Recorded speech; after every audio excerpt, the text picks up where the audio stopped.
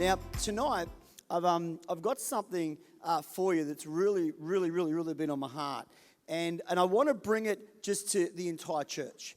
And I want everyone just to hear my heart in this. And you being a part of this church, you are a part of this. And I just really wanted just to chat about it and just all get on the same page as we go forward as a church. And I want to speak to you specifically about the next gen. And the next gen is short for the next generation, okay? And what we're doing is we're talking about wherever you're at, the people that are under you, your children, they're the next gen. And my parents are in a generation. Then there's me, I'm a generation. Then my kids are another generation. And my grandson will be in another generation after that. Now, last week we talked about who's in your shadow. And we talked about who is directly behind you, like who is watching you from hanging around you. What are your kids seeing you do? What are the young Christians seeing the older Christians do? And it was all about influence and just who was in your shadow, and to be mindful of the people that may be watching you. But tonight I want to talk to you about actually making room for the next generation, but not just making room for them. Actually being a part of raising them up. And to me, this is the big difference from just running church and being here as we are now and what's going to happen in the future. The next generation is always coming. They always have been there. They will always keep coming. And if we go 10 generations down, they will still be there, because it is just a chain that the next generation is always coming up.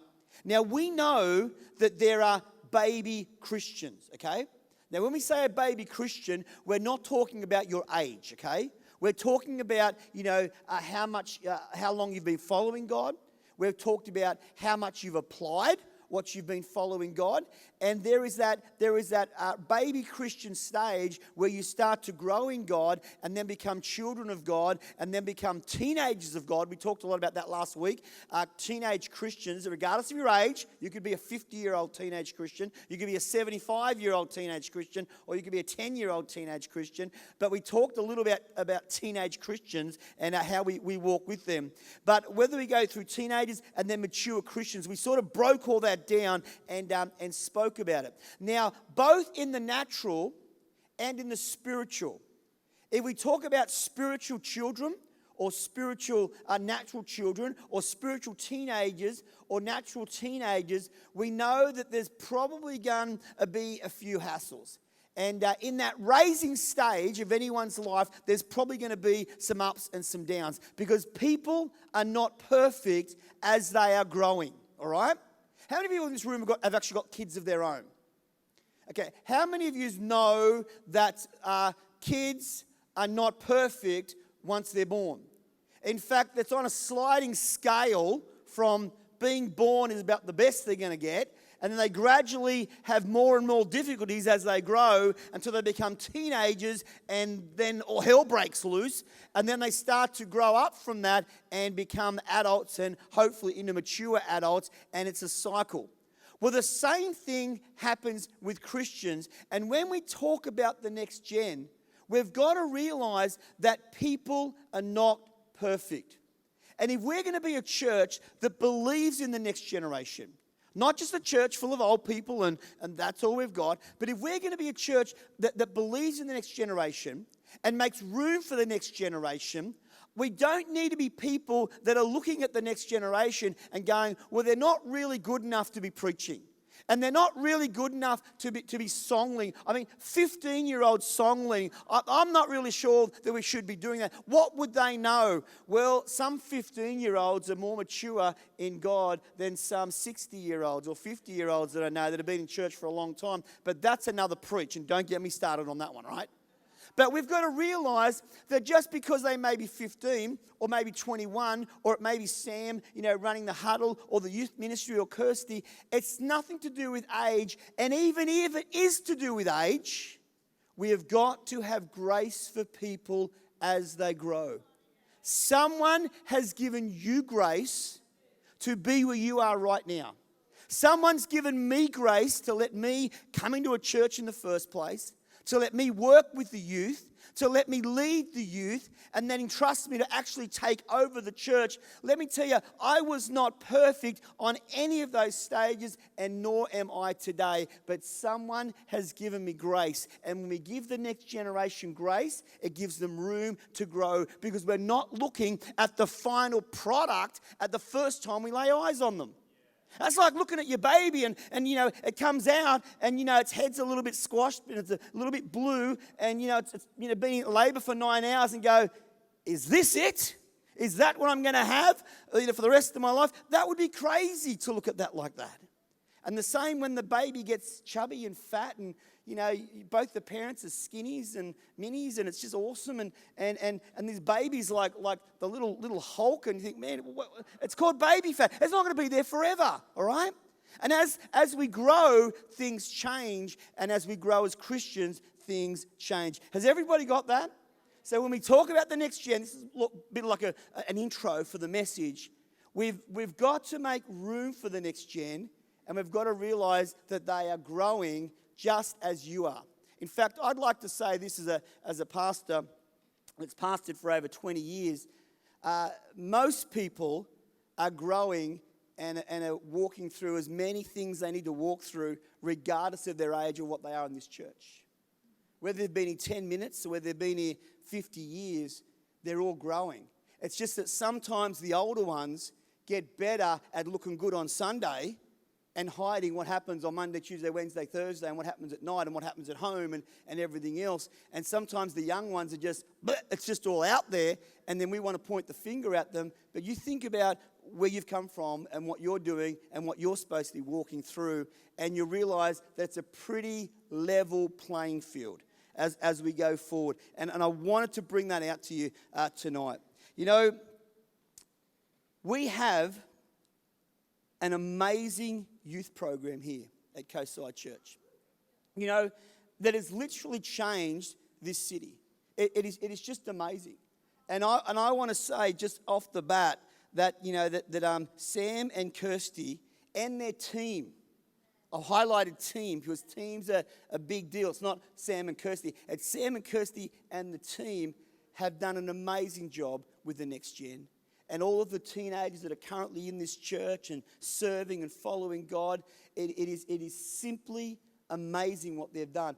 And a lot of those teenagers, their parents aren't yet saved, or their parents have maybe not even come to church yet. Some of them have got saved. Some of them are in church because they saw the change in their teenagers.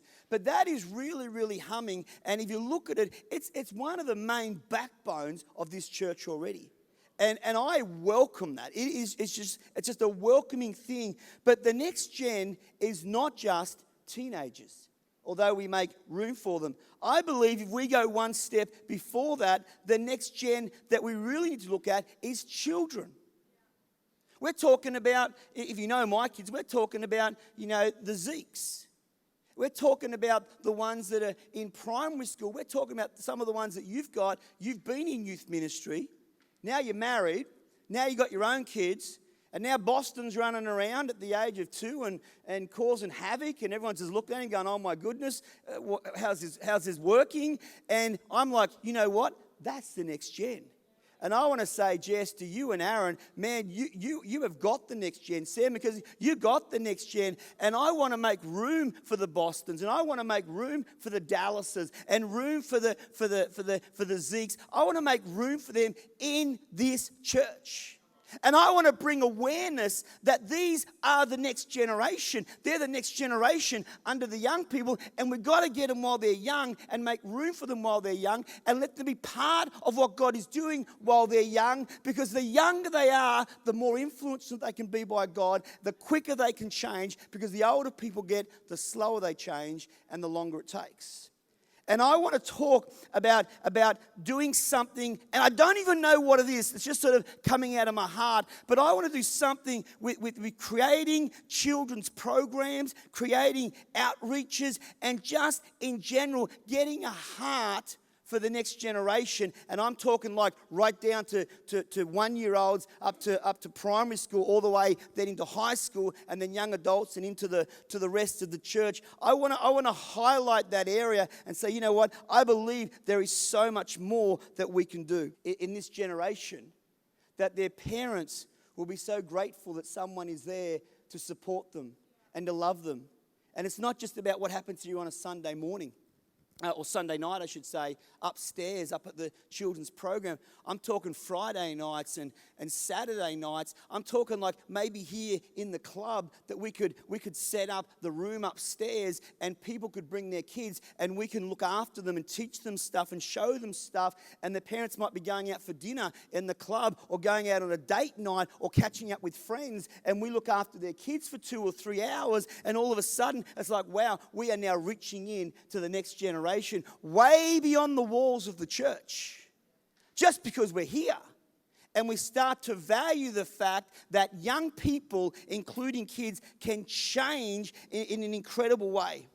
You know, one of the last things that Jesus ever said is this. It comes from John chapter 21, and it says in verse 15, it says this: when they had finished eating, this is Jesus, talking the story here.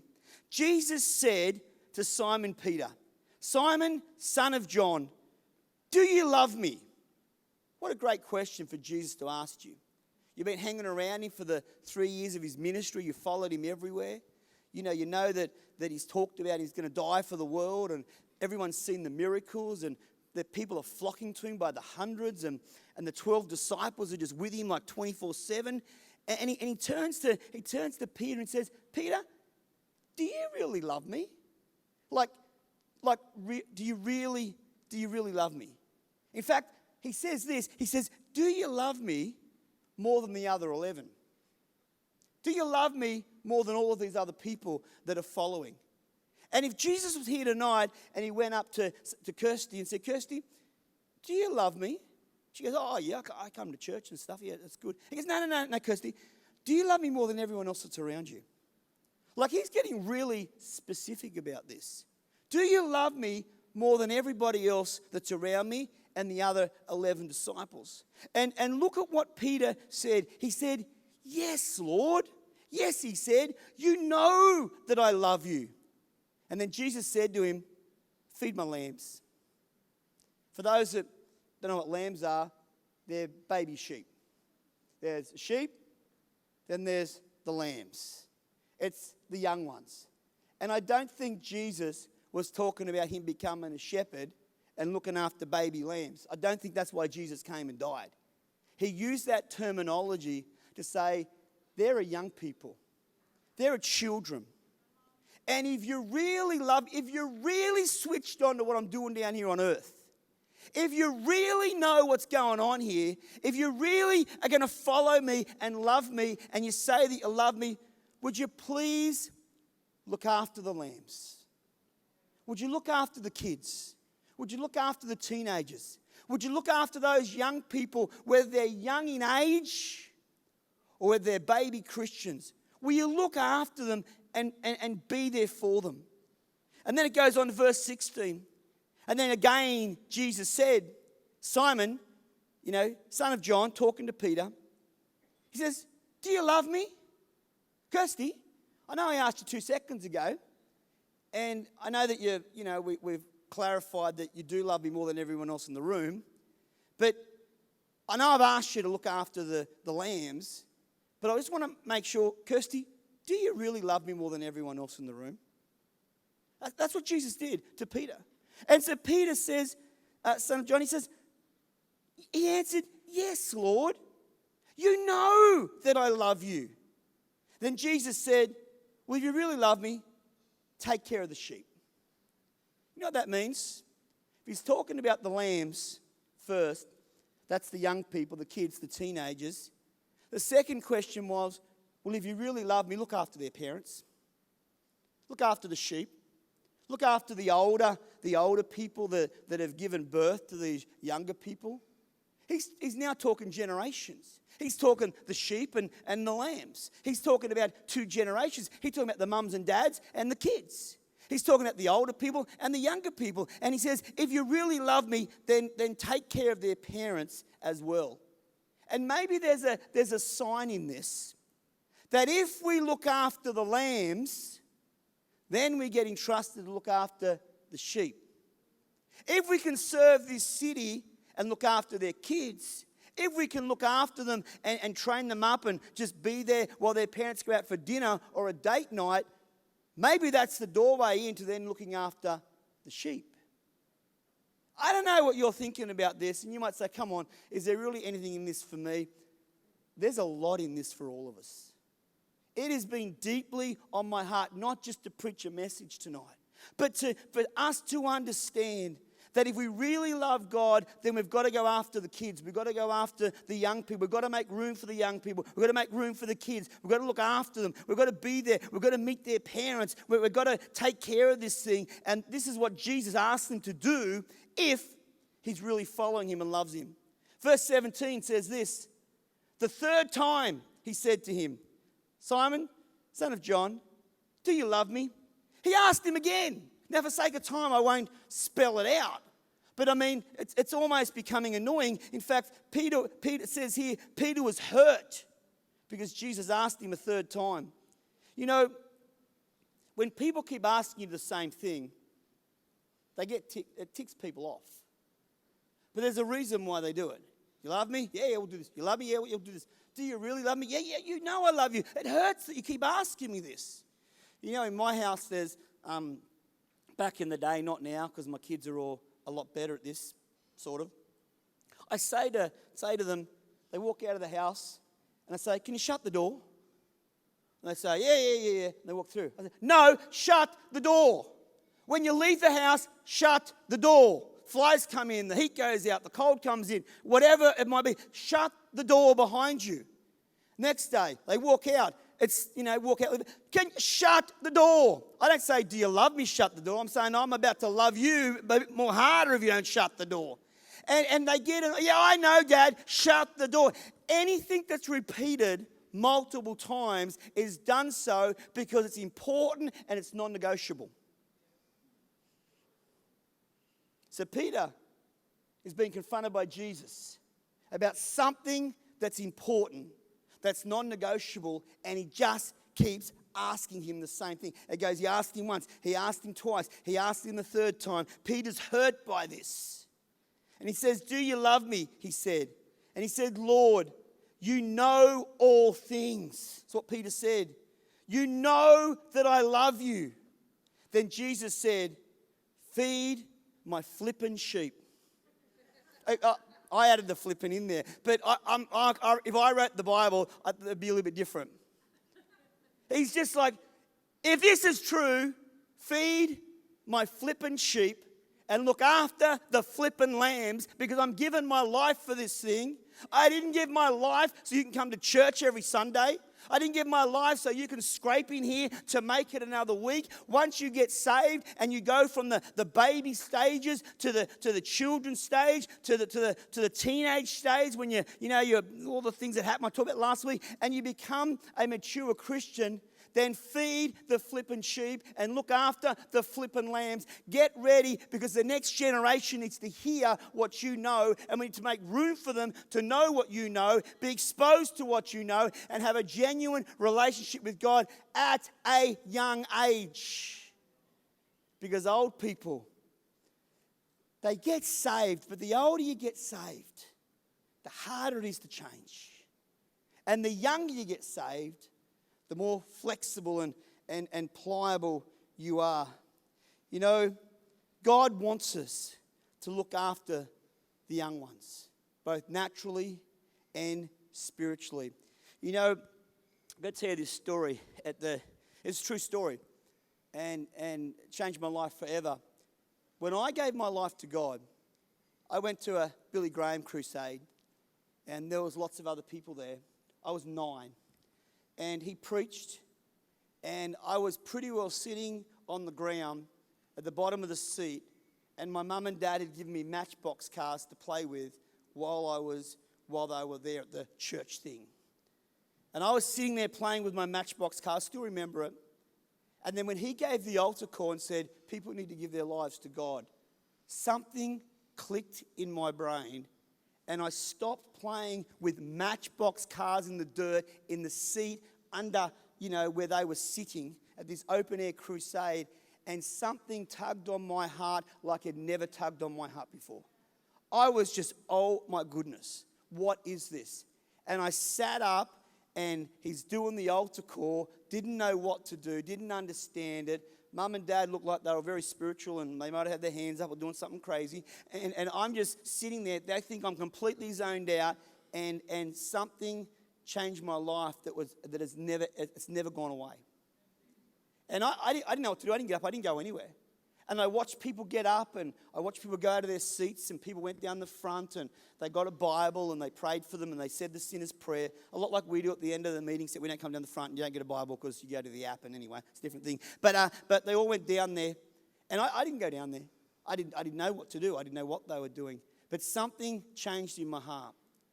And on the way home, I said to my dad, Dad, can we go there again? Because it was like a crusade. It was on like every night for like 2 weeks or something. And he goes, oh, yeah, we might be able to go Thursday. This was like Monday. It was like 3 days away. I said, okay. And he says, why? Do you want to go back? Because normally it's like kids trying to get out of church. They don't want to go back, And I said, yeah. I said, oh, yeah. I thought it was good. And he was like really happy. Oh, that was great. Anyway, we go back on Thursday night. I looked forward for that for 3 days. And then we went back there. And same thing, I was there, and I was just on the ground, just playing, not listening. But when the altar call came up and they said, you need to give your life to God and follow him and give your life to him and he'll change your life and direct it and you've got a plan and a purpose, something clicked in my heart again. But this time I knew it was going to happen. And it happened again. And I got up and I stood up and my dad looked at me and he said, what are you doing? And I said, I don't think I said anything. And he said to me, do you want to go down the front? And I said, yes. He had no idea what happened the last time, and then 3 days at 9. And I went down the front, I got saved. It has changed my life forever. It's why I do what I do now. And you got to stop underestimating what happens in a 9-year-old's life, because I'm the product of a 9-year-old experience that never left me. Crazy. A little time after that, I think I wasn't a teenager. I went to a camp, not a youth camp, a children's church camp, and it was just primary school kids there, and it was a primary school camp for Christians. And I went along to that, and didn't really pay a lot of attention to that either. I had a very short attention span. But I do remember them putting stuff on the board, and they were writing down the fruits of the Spirit and the gifts of the Spirit. These are the fruits that you grow into, as you follow God. And these are the gifts that God can give you. And they were talking about that. And something happened to me again at that one. And they asked me to come down the front to get prayed for, to get filled with the Holy Spirit. And I'm not sure what age I was, but I was in primary school. And I went down the front, and they prayed for me at this thing. And some of them were speaking in weird tongues, and some of them were just saying thanks, and some of them were crying, and blah, blah, blah. And I knew that God had entered into my life, and it changed my life forever. Those two things are probably the two key things. There's one other one which I won't go into tonight, but they are the two key things that changed my life forever. Forever. I was 9, and then I was in primary school. And you know what? I never, ever strayed away from God. I never, ever got involved in a lot of stuff that people do when they're young that causes themselves to go down bad tracks and have bad experiences. I just missed all of that. I went to youth group and loved it and couldn't wait to lead youth group and be a leader, and then got this church, and it just all opened up. From 9 to 50, these two things changed my life, and they were the two key things that made me follow God forever. What could we do if we got 50 9-year-olds on Friday night upstairs? Or 50 8-year-olds, or 50 whatever, 20 people that we could just be there and play games with them and just allow God to do what God does, let alone meeting the parents when they come to pick them up and getting that contacted and all that sort of stuff. It is just amazing what could happen. And you know what? These things, if it happened to me, it can happen to you, and it can happen to our kids, and it can happen to the next generation. And it is not a secret that there is a bunch of teenage people that are in high school that set up this place, run this band, 15-year-olds leading worship, running the camera, doing the sound, all these people doing a bunch of stuff with us. It's not like they're awesome and we're left out. All together, but we've got to be inclusive and say, you know what, we've got to have room for the next gen and believe for the next gen and put some time into the next gen because it will change their lives forever. Matthew 18 verse 1 says this. At that time, he said, the disciples came to Jesus and they asked, who then is the greatest in the kingdom of heaven? So the disciples came to Jesus and said, Jesus, who's the greatest in the kingdom of heaven? Who's the best? And they just sort of asked the question. And look what Jesus did. He called a little child to him and he placed the child among them. So there all the adults are saying, who's the greatest in the kingdom of heaven? How's this thing going to pan out? And he grabs a kid that's on the outside of all these adults, brings him into the middle of the circle, puts the child there, and then he said this. And he said, truly, I tell you, unless you change and become like little children, you will never even enter the kingdom of heaven, let alone who's the greatest. You know what Jesus is saying? Let me just talk to everyone that's over 30. God's saying this. He wants you to become more childlike. He wants you to become more open to believing stuff just because he said it in his word. He wants you to realize that God can change your marriage and he can help your kids. In fact, he's more after your kids than you are. He's more wanting to see your kids make it than you want to see them make it. He wants you to know that, you know what, we've got to put away all the things that the world's taught us of what can't happen and won't happen and shouldn't happen, and realize there's a God that does miracles. There is a God that can change marriages. There is a God that can break addictions. There is a God that can put things together that nobody else can put together. There's a God that has a plan and purpose for your life. There is a God that created you, designed you, and you have something to do on this earth. You are not just wasting time until you die and then see what happens after that. There is a plan and a purpose for us right here, right now. And you know what? Part of it is feed the lambs, look after the sheep, and realize that the next gen, we've got to make room for it. We have got to see it start to happen. See that kids will find and experience God. I really believe this is something that we have to do. You know, we are blessed. We are blessed to have kids in our own lives in the natural. They end up, our kids end up with everything we've got. When we have kids, when I die and Cherie dies, my 6 kids, get 1/6 of everything I own.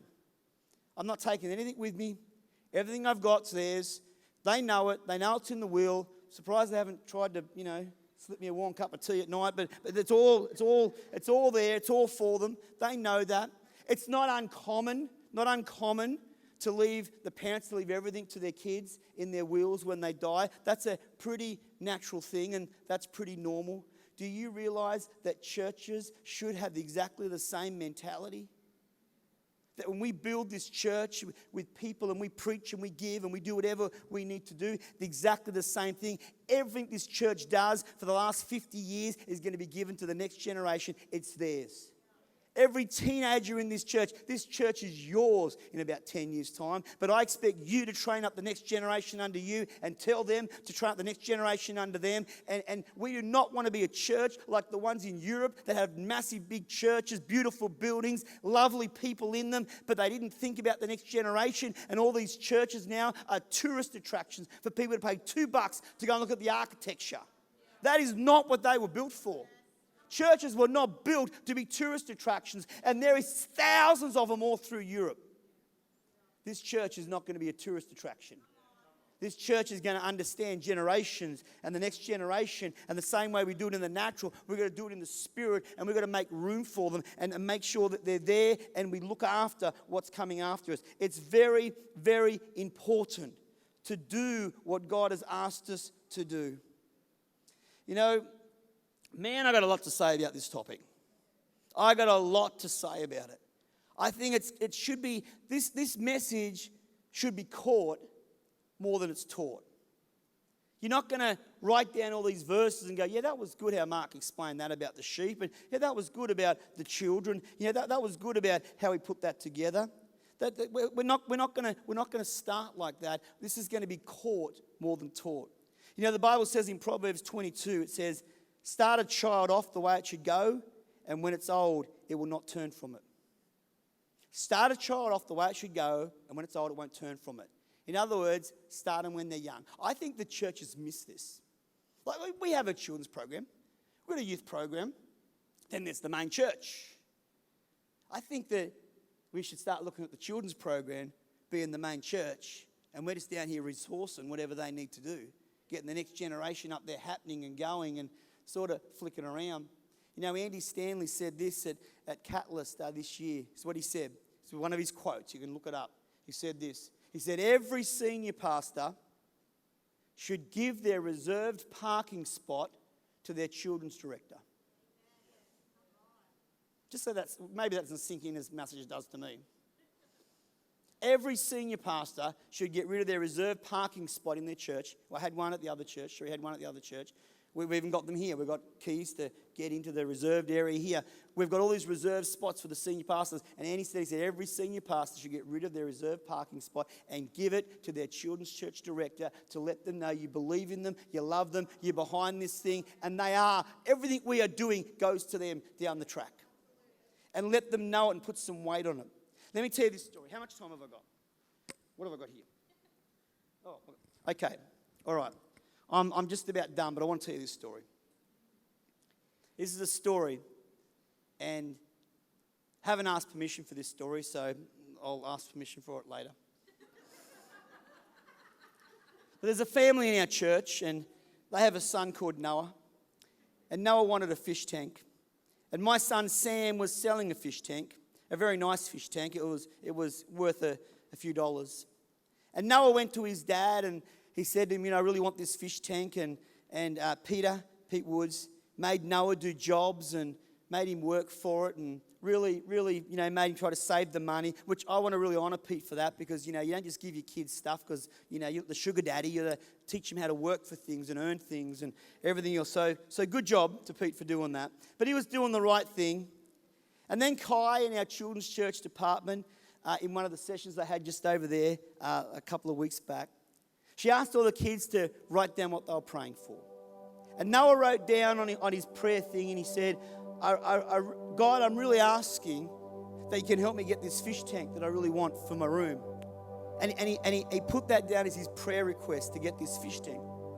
But that wasn't the amazing thing. The amazing thing was that his sister also wrote down, God, Noah's worked really hard to get this fish tank. Can you please help him get this thing that he desires? That's the story. And it's a very emotional story. Thank you for the music. That's really helping. So Kai gets these prayer requests that Noah had written about believing God for his new fish tank. Gets these things and shows these prayer requests to Kirsty. And says, look, Kirsty, look what Noah's praying for. And then look what his sister's praying for. Well, Kirsty reads it and cries. And then she goes to Sam and says, Sam, this is what she said to Sam. She said, Sam, that fish tank, you're no longer selling it to Noah, you now have to give it to him. Then Sam cried. It was extremely emotional. And it was, you know, he was crazy about doing that, and Sam said, you know, he said this to Kirsty, and this is the story I heard it the other day.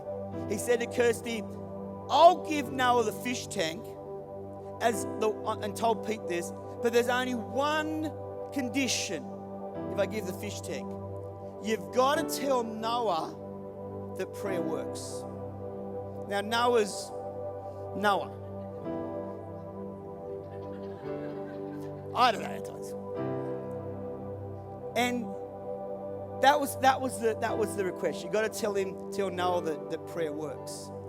So Sam goes and tells Pete, I'll give you the fish tank, tells him why. Pete then cries. Sam's crying.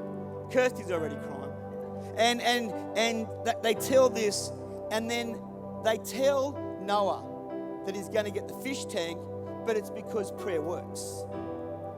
And then Noah cries because he's just got his dream fish tank and all the money he's earned from Pete. I know he goes to lollies or something else later on. So then Noah goes home crying, tells his mum, guess what happened? Sam gave me the fish tank that I've been working so hard for. He's blessed us with it.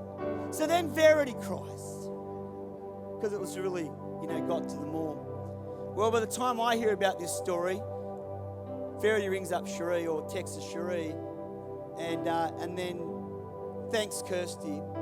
She then tells Cherie, then Cherie cries when she hears the story.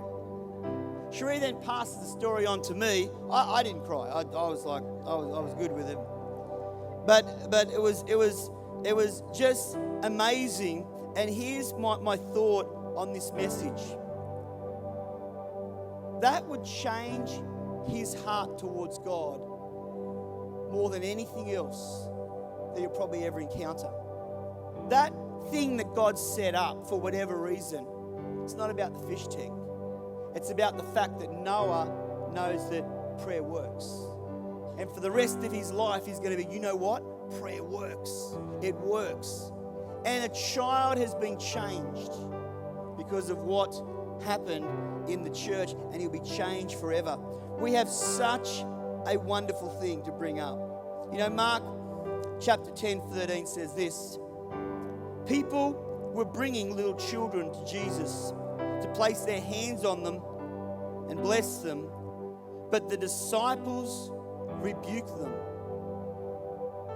Interesting. Because here's my thought. We can be like that. We can rebuke them. We have important church stuff to do. And the kids, well, they're just in the way. We need to lift our hands to God, but the kids are running around the church and I can't praise God properly when I hear that noise. I've had people complain that parents had to get up and go and tend to their children on the side. And those people complain because it was distracting when I was sitting up the back to see the parents go out there to tend with their kids, and that was their time with God. I want to help you understand that here in this church, I think that if you bring your kids here, you're a brave parent, but you're a good parent. Because at the church here, coming from me, the senior pastor, I love it when kids are in the church. It doesn't bother me how noisy they are, because they're in the church. I don't care how many times you get up and go and see them, they're in the church. Because I'm telling you now that kids in church get changed far more than you realize. And you might think it's a big effort for you or you're distracted. But how do you know your 9-year-old son is not going to change the world because you brought him to church? And we're down the back rebuking. Oh, I wish those kids would stop running around. You see Dallas? He's always trying to get on the stage. Now, I know he can't get on the stage when I'm preaching because that could be distracting. But my grandson keeps wanting to get on the stage. We need to know that these kids are important. Kids upstairs are important. I got a lot to say, but what can you do as we close? This is what you can do. I want you to start to pray for the kids in our church. I want you to start to pray for the kids in our city. Not just, oh God, can I get through another week? But what about, oh God, I pray that the kids in primary school get touched by you. I pray that when I see a kid in the shopping centre, that it's not, oh, look at that. It's like, man, that guy could change the world. I pray that when you start to pray for things, you'll see teenagers in this church, and it won't be, oh, look, their jeans are ripped. It'll be, oh, look at that. We've got teenagers in our church. Like, get a heart for the next generation. Just start to love them and start to honor them and start to pray for them. Pray that the club opens the doors so that we can start to do kids clubs and look after the parents and community. Give resources to the kids ministry.